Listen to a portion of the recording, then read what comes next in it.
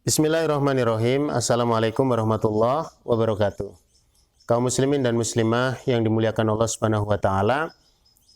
Pada video yang lalu kita sudah mengkaji apa definisi hadis menurut catatan para ahli hadis.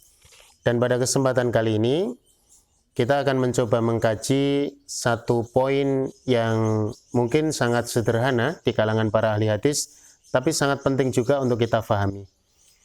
Pada dasarnya, hadis yang sahih adalah hadis yang makbul, hadis yang diterima, hadis yang bisa dijadikan sebagai pijakan dalil di dalam syariat Islam. Namun, ternyata hadis yang makbul atau hadis yang diterima ini dalam catatan para ahli hadis ternyata tidak mesti ma'mul. Jadi setiap hadis yang sahih tidak mesti diamalkan.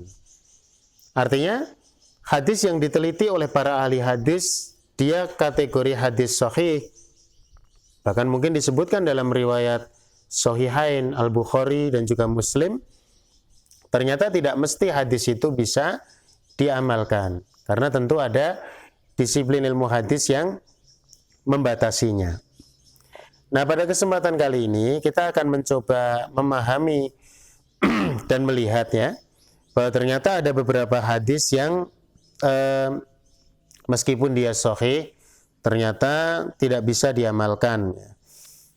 Seperti misalkan hadis yang sahih yang berbicara mengenai haramnya emas bagi wanita yang melingkar, ya, emas yang melingkar bagi wanita.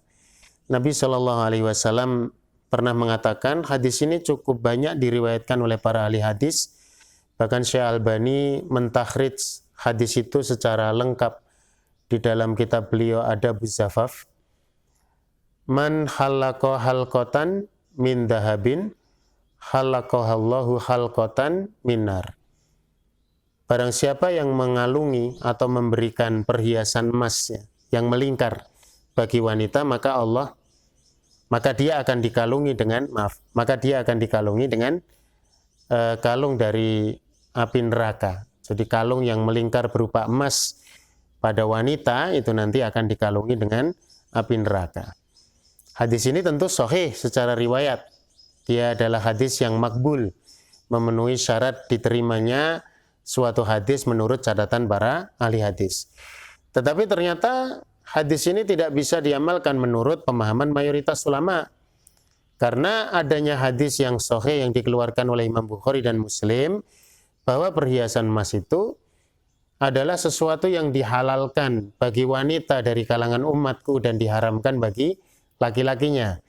Sehingga menurut Imam Ibnu Hajar, menurut Imam An-Nawawi, dalam catatan beliau berdua dalam kitab Sahihain yang beliau berdua syarah atau berikan penjelasan, bahwa hadis yang sahih yang pertama saya bacakan tadi sudah dinasah hukumnya, sudah dihapus hukumnya oleh hadis yang datang belakangan yang menghalalkan emas bagi wanita secara mutlak.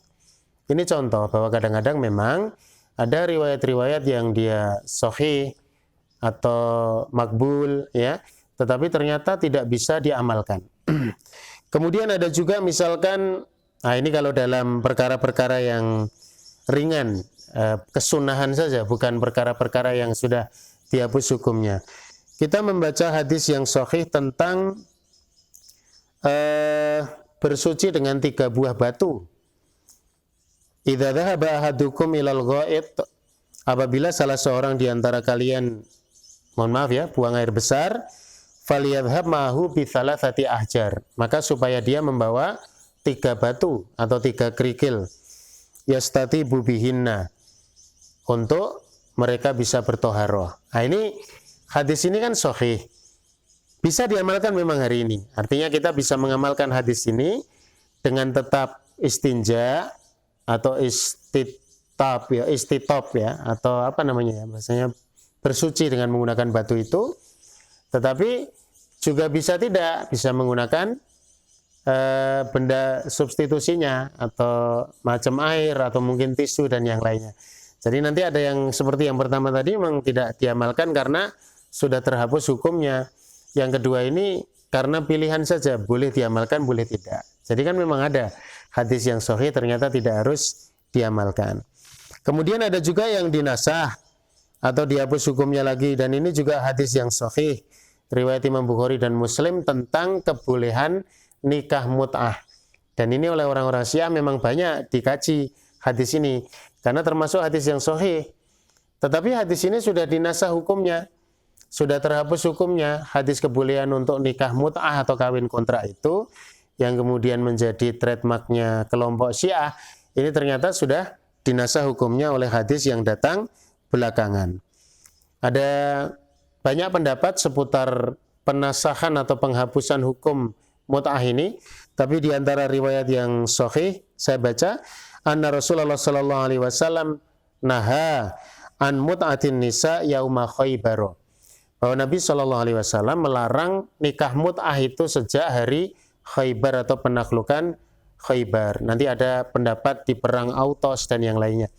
Nah, inilah kaum muslimin dan muslimat, sedikit kita membuka cakrawala seputar ilmu hadis yang sifatnya ringan, bahwa kadang-kadang hadis sahih memang kita jadikan acuan di dalam pengambilan hukum, pendasaran hukum, tetapi tidak serta-merta hadis yang sahih itu bisa diamalkan karena beberapa sebab. Semoga bermanfaat. Assalamualaikum warahmatullahi wabarakatuh.